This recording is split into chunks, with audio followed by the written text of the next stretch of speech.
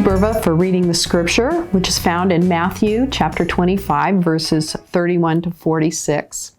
I call my sermon, Sheep and Goats. This is the end of the liturgical year. This is the last Sunday of the liturgical year. It's known as the Reign of Christ Sunday or Christ is King Sunday. And it's the culmination of especially this fall, as we've been in Matthew looking at various parables which give us a glimpse into what the kingdom of God is like. We have heard from Jesus what the greatest commandments are: to love God with our whole selves and to love our neighbor as ourselves. And now it's that last passage that we're going to look at in Matthew, which is a passage about Judgment Day. And we'll get to that in a minute, but he uses the example of sheep and goats. And so I was asking myself the question, seeing as though I'm a city girl and I grew up in LA and I have never had sheep or goats. In fact, I've petted sheeps before, and I've also, one time in my life, I actually milked a goat. But other than that, I've just been at petting zoos where the goats come and try to eat your clothes. And that's about the extent of my experience with sheep and goats. But I looked it up. I asked Google the question, what's the difference between sheep and goats? And I did a very extensive study for a few minutes. And one thing I found out is that sheep and goats, they can get along. You can keep them together. And so the idea of them being in the same flock is not unheard of, that they get along with each other and you can keep them together, but they have various differences. They are shaped differently. They look different. Most of the time you can tell the difference between a sheep and a goat. So they have different physical features, and I could go into a few of those, but I won't. And they have different eating habits and different personalities. Goats are thought to be much more independent, whereas sheep like to be in a flock. Goats eat things high up, and sheep eat things on the ground, and different things like that. But one of the most notable things that I read about the difference between sheep and goats is that shepherds work to protect sheep from the environment. Goat herds work to protect the environment from goats. Now, if we start comparing ourselves to sheep and goats, I think probably we have a little bit of sheep and a little bit of goat in each one of us. Maybe some of us are more like sheep, some of us are more like goats, but I suspect that we have a little bit of sheep and a little bit of goat in each one of us. When Jesus talks about this, when he goes into this story about what it's going to be like when the Son of Man, or what he calls himself, returns in glory. So this is the time, it says, the Son of Man will return in glory with all the angels. I mean, this is a big thing. This is going to be quite noticeable. This is a regal return. And it said the nations will gather. And as the nations gather, there will be a time of judgment. And he says this time of judgment will be like when the shepherd separates the flock, and to his right the sheep will go, and to his left the goats will go. And then it talks about how Jesus then says to those on his right, which are the sheep, he says to them, "Come and inherit the kingdom of heaven. Because when I was hungry, you fed me, and when I was thirsty, you gave me something to drink, and when I was a stranger, you welcomed me, and when I was naked, you clothed me, and when I was sick, you took care of me, and when I was in prison, you visited me." And then he says that these on his right, the sheep, came back to him and said, Lord, when did we see you hungry and feed you? When did we see you thirsty and give you something to drink? When did we see you a stranger and welcome you? And when did we see you naked and clothe you? And when did we see you sick and we took care of you? When did we see you in prison and we visited you? We don't remember that. And Jesus said, when you did it for one of the least of these, you did it for me. And then it says he turned to the ones on the left. He turned to the goats. And he said the same thing, only he said, cursed are you into the eternal fire.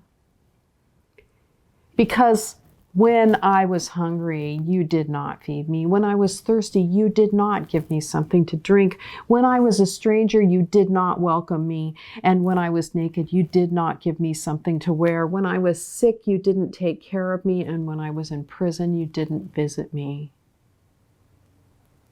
And they were just as clueless as the people on the right, as the sheep. And they said, when did we ever see you hungry or thirsty and stranger, naked, sick, in prison, and we didn't do anything about it? When did that happen? And Jesus said, when you did not do it for one of the least of these, you did not do it for me. Now we look at this passage and it's really troubling. It's a struggle because we're looking at judgment. And the first thing we think about is heaven and hell. But then we start to ask questions. Well, what about faith versus works? I mean, we've been led to believe that if we have faith in God, if we have faith in Jesus, then, our works really aren't as important when it comes to judgment. And yet we read this story. We read this explanation of what it's going to look like when the Son of Man comes back in glory with the angels and judges the nations. And so we struggle with that. And then we asked ourselves the question, because we think it's either one or the other, which one am I? And the problem with this, the problem is that Jesus says, for the ones on the right, when you did it for one of the least of these, you did it for me. And he says to the ones on the left, when you didn't do it for one of the least of these, you didn't do it for me. Well, if I think about my own life, yeah, there are times that I have helped somebody who's hungry. I've helped somebody who's thirsty. I've maybe given clothes to somebody who was naked. I've maybe taken care of somebody who was sick. I may have even visited somebody in prison. But I can also say there are times that I've probably passed by that person who was hungry or thirsty. I've probably passed by or tried not to have eye contact with the person that might ask me for help. There are people who've gotten sick that I haven't done anything about. And there are probably more often times that I haven't visited people in prison than I have. Am I a sheep or am I a goat? I think the question is, maybe I'm both. What is clear in this passage is this, that Jesus, who is the Son of Man, who's coming back in glory with angels, we're talking about a regal re-entry into earth. This Jesus identifies with those who are the least of these. He doesn't just care about them, he identifies with them. And it seems that he takes it personally when we neglect them. The message isn't so much about what happens if we don't do what we're supposed to do, but the message is that we need to care about what Jesus cares about. And it's really important. I know probably some of you follow God on Twitter. I know people who follow God on Twitter. I'm not on Twitter, so I don't follow God on Twitter. But I follow people on Facebook. Now, what am I talking about? When you follow somebody on Facebook, it just means that you click something that says you follow them, and then when they post something, it might end up more often in your news feed. And I follow several people that are famous, people that are, writers, or people that are preachers or whatever, and I follow them, and their work ends up in my news feed. But sometimes I've forgotten who I follow. I mean, I've actually had the experience where I'll read somebody and go, I really should follow that person. And then I go to click on follow and I go, oh, I already do. When we talk about following Jesus, it's more than just every once in a while seeing what Jesus has to say to us. When we follow Jesus, it's more than just having prayed a prayer at some point in our life so that we can go to heaven. When we follow Jesus, we are called to follow Jesus with our whole self. Remember, Jesus said, love the Lord your God with all of your heart, your soul, your mind, your strength, and love your neighbor as yourself. That's your whole self, not just some kind of theological thought that says, yeah, I agree with that. But it's everything. It's how we live. That's what we're called to do. And if Jesus cares, not just cares, but identifies with the least of these, and he's made it clear that it's important that we not neglect them, what does it mean to follow Jesus? What's important to Jesus should be important to us, and it should impact our entire life. And so how does that look? Well, first of all, everything in my universe, everything in my kingdom, everything that I have some kind of power over, where I have power and influence in my life, should reflect what is important to Jesus. And so if I have any power to do something about people who are hungry, whether it's an individual or it's a lot of people, if I have power to do something about people who are strangers, if I have power to do something about people who are imprisoned, then I should use my power to do something about it, whether it's for an individual or something bigger than that. Whether it is giving somebody something to eat, or contributing to an organization that is doing something about it, or voting for certain laws or people that seem to have the same kind of interest as what is important to Jesus. Whatever our power may be, wherever our influence is in our kingdom, in our universe. But more than that, we need to realize that we can't do everything. We can't. So we do things personally, and then we're a part of a group of people that between us, we support each other and help each other to be involved in these things that are important to Jesus. The care of those who are the least of these. And so maybe my thing is to volunteer to help children learn how to read, or involved in helping people have something to eat.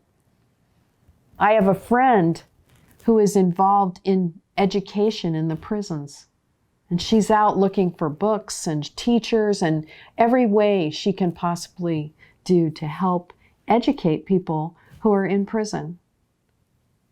So we support one another and we encourage one another. We find the thing that we can do, and then we join together in different ways with other people who are doing other things, and we support each other. We're a part of a church that is involved in a lot of different ways, impacting the community, impacting the least of these. And that's a way that we can work corporately to make a difference in the lives of people that would be considered the least of these, the people that Jesus identifies with. And finally, we do it by impacting individuals, but also working to change systems. It's meaningful and powerful to visit someone in prison, or if you can't visit, write letters to people in prison. But maybe we need to be working together to change the prison system, a system that seems to be unjust, a system that doesn't help people to be able to come back out and live in normal society, but actually oftentimes is set up so that it just sends them back to prison again. We have all sorts of systems that are broken, and we need to be working probably together to figure out how to change those systems, how to work on those systems so that people are cared for and loved, the people with whom Jesus identifies. And so there are those things that we can do with individuals. We can feed someone. We can give them what they need if they're sick.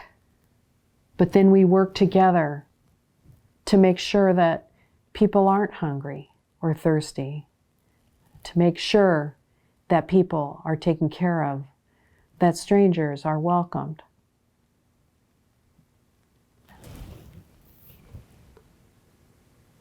And so as we look at this story, we realize that we're all a little bit of sheep.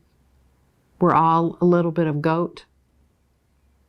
But we're called to follow Jesus with our whole selves. And Jesus identifies with the least of these. So what's important to Jesus? It's got to be important to us. So now what? Sheep? Goat?